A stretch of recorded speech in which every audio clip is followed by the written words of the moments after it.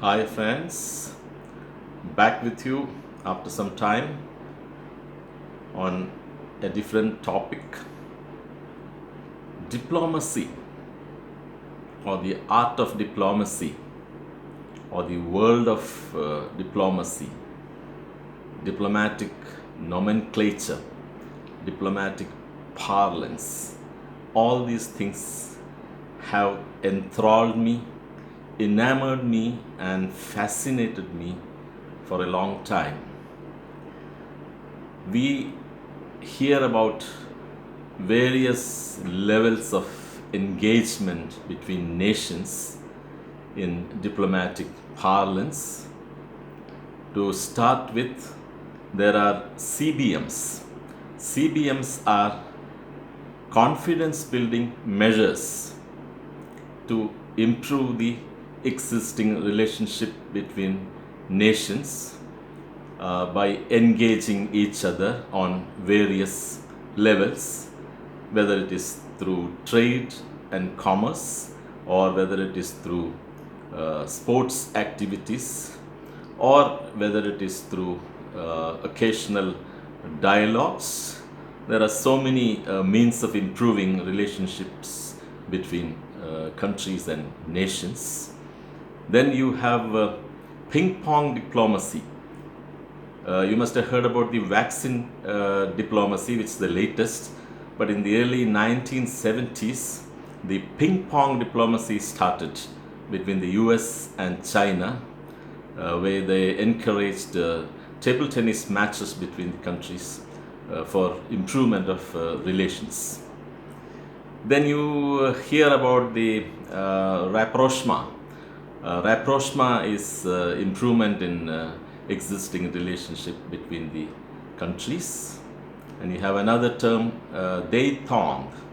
Détente is thawing of ice, melting of ice, again signifying improvement in relationships. Then you have your entente. Entente is a kind of international understanding, not like a binding treaty, but just an understanding which is mutually agreed. This is to take the level of cooperation to a higher degree between nations. Then you have the démarche. The démarche is when something actually gets sour in a relationship. A mild protest which is written and served. So that's called a démarche.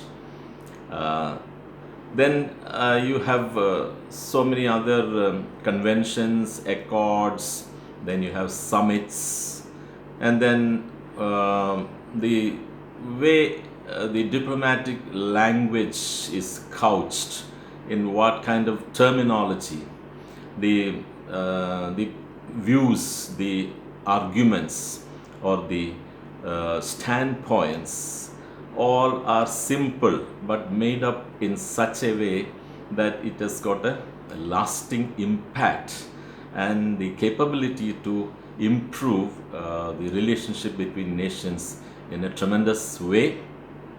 For example, you must have heard the EAM, External Affairs Minister, speaking about the relationship between India and China, that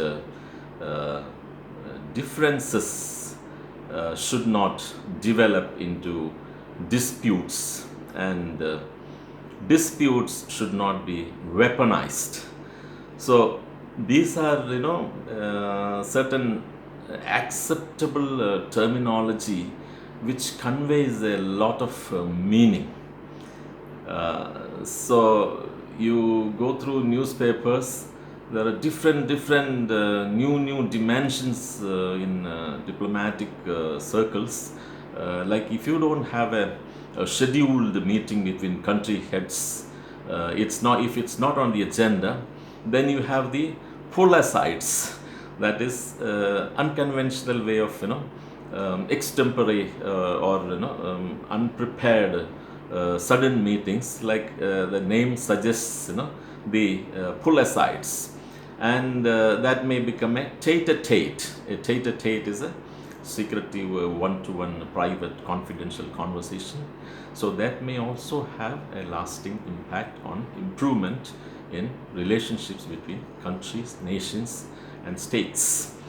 So why not apply this abracadabra or the open sesame technique uh, between, if it is applicable to nations, why not make it applicable to individuals, applicable to families, applicable to organizations at a lesser level. So once you consciously practice the art of diplomacy, the possibilities and the potentialities are limitless. So let's end this on that note. Thank you very much for listening and viewing, and see you soon with an interesting topic next week, or maybe a little later. If at all you like this, please do subscribe and like and share with some like-minded friends and relatives. Thank you so much.